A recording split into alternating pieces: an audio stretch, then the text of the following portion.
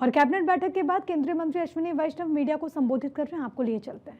जो प्रोग्राम बना उस प्रोग्राम को दुनिया भर ने सराहा, वर्ल्ड बैंक ने, यूएन ने, सब ने सराहा कि ये दुनिया में डेवलपमेंट का एक नया मॉडल बना है। आकांक्षी जिलों को किस तरह से सभी बाकी जिलों के बराबर लेके आए, इस सफलता को ध्यान में रखते हुए 100 ऐसे जिले देश भर में और हर राज्य से कम एक जिला, 100 ऐसे जिले जिसमें कृषि पर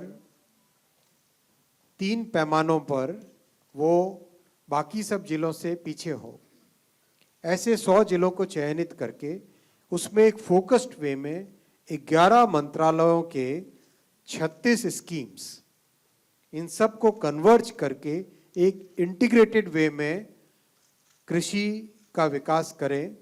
ये प्रधानमंत्री धन धान्य कृषि योजना का उद्देश्य है। बहुत ही महत्वाकांक्षी, बहुत महत्वपूर्ण, बहुत ही एक गेम चेंजिंग स्कीम ये होने वाली है।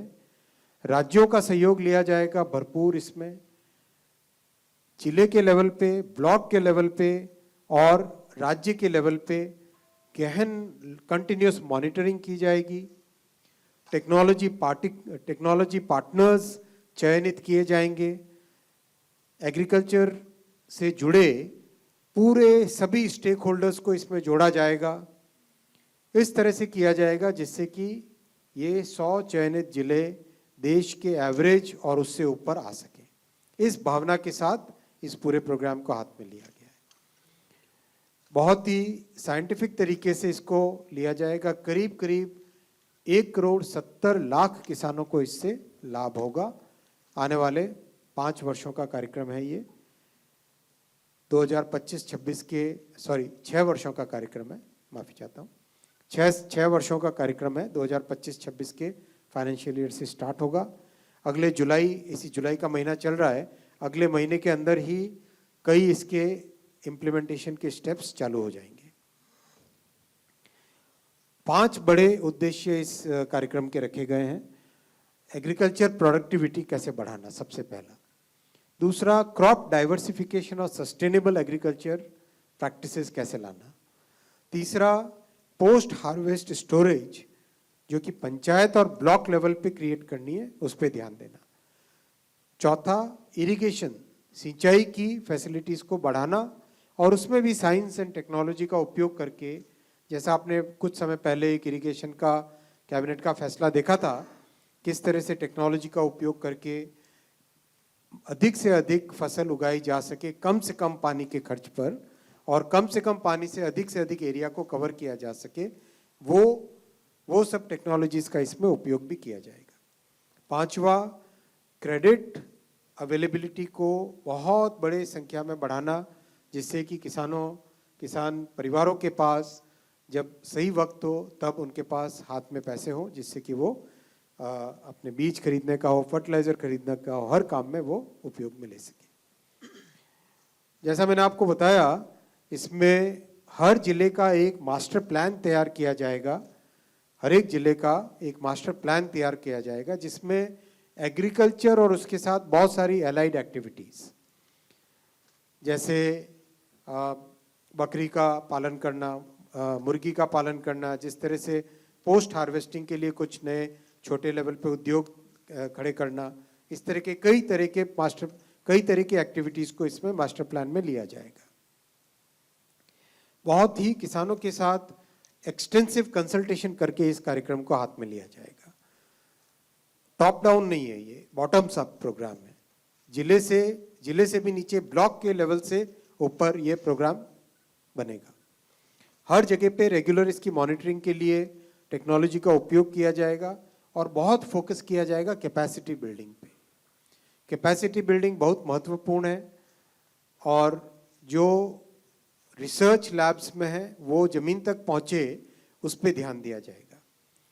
और आज के युग में, डिजिटल की दुनिया में, जो ऐप बना के, डैशबोर्ड्स बना के, उन सब का एक रेगुलर इसमें पूरा उपयोग किया जाएगा। मैं साथियों दूसरे विषय पे आता हूं।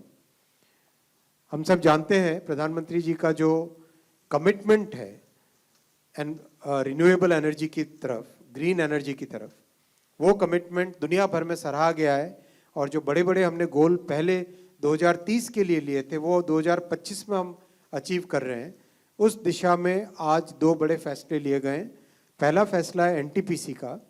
एनटीपीसी को 20,000 करोड़ रुपए तक का इन्वेस्टमेंट करने की छूट दी गई है रिन्यूएबल एनर्जी में। उनको एम्पावर किया गया है रिन्यूएबल एनर्जी में इन्वेस्टमेंट करने के लिए। एनटीपीसी की जो ग्रीन कैपेसिटी है 6 गीगावाट है अभी, इसको 26 गीगावाट करने का संकल्प इसमें है सम्मिलित, और 2032 तक 60 गीगावाट करने का इसमें टारगेट रखा गया है। और एनटीपीसी की बहुत एफिशिएंटली काम इसमें हो रहा है। इनका जो स्ट्रक्चर है वो स्ट्रक्चर इस तरह से है, एनटीपीसी टॉप लेवल पे, होल्डिंग लेवल पे, फिर एनटीपीसी ग्रीन बिजनेस इनकी, जिसमें कई सब्सिडरीज और जॉइंट वेंचर्स हैं, और एनटीपीसी रिन्यूएबल्स करके एक सब्सिडरी है, उसका major focus green field capacity addition पे रहेगा। तो ये एक बहुत बड़ा महत्वपूर्ण फैसला है देश में ग्रीन एनर्जी को बढ़ाने के लिए। वैसा ही फैसला लिया गया नेवेली लिग्नाइट कॉरपोरेशन के लिए 7,000 करोड़ रुपीस का इन्वेस्टमेंट का अप्रूवल किया गया है।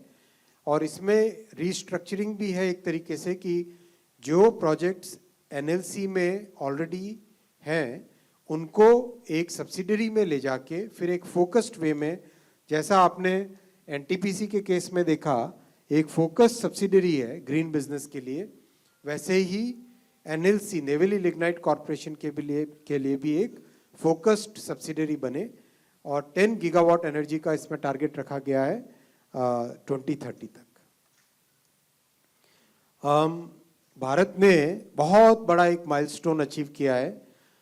50% भारत की पावर जनरेशन कैपेसिटी आज नॉन फॉसिल फ्यूल से हो गई है, और ये टारगेट 2030 का था। 2030 का टारगेट 2025 में अचीव कर लिया गया है।